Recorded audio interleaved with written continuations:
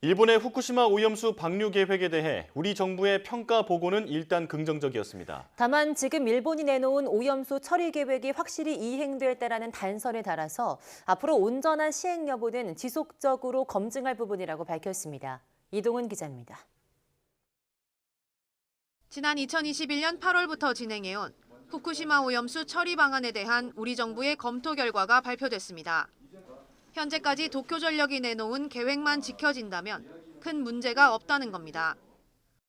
도쿄전력의 처리 계획이 계획대로 준수되었다는 전제하에 검토된 것입니다. 그러므로 향후 일본이 최종적인 방류 계획을 어떤 내용으로 확정하는지 확인하고 먼저 오염수 정화 시설인 알프스는 2019년 이후 모든 핵종에 대해 배출 기준치 이내로 정화했다고 원자력 안전위는 밝혔습니다. 성능에 대한 논란이 이어지고 있지만 흡착제의 교체나 점검이 제대로 이루어지면 성능을 유지할 수 있다는 겁니다. 가장 문제가 되는 3중 수소의 경우 희석후 농도가 기준치에 적합한 것으로 나타났으며 이상 상황이 생겨도 오염수 방출 전에 단계별로 농도를 확인할 수 있는 안전장치가 있다고 원안위는 평가했습니다. 우리 해역에 미치는 영향도 미미하다는 입장을 다시 확인했습니다. 계획대로 방출할 경우 10년 뒤 우리 해역에 추가되는 3중 수소 농도가 현재 우리 근해 3중 수소 농도의 10만 분의 1에 불과해 사실상 차이가 없다는 겁니다.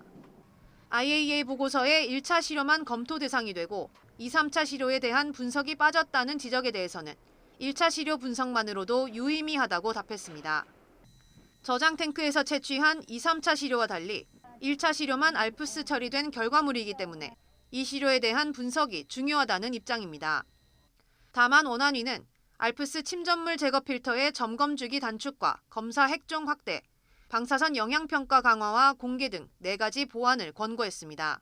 저희들이 도출한 권고사항은 저희들이 지금까지 기술 검토한 권고사항입니다. 이 부분은 앞으로 여러 가지 관계 부처랑 협의를 해서 일본 측과 협의를 해 나가야 될 사항이고요.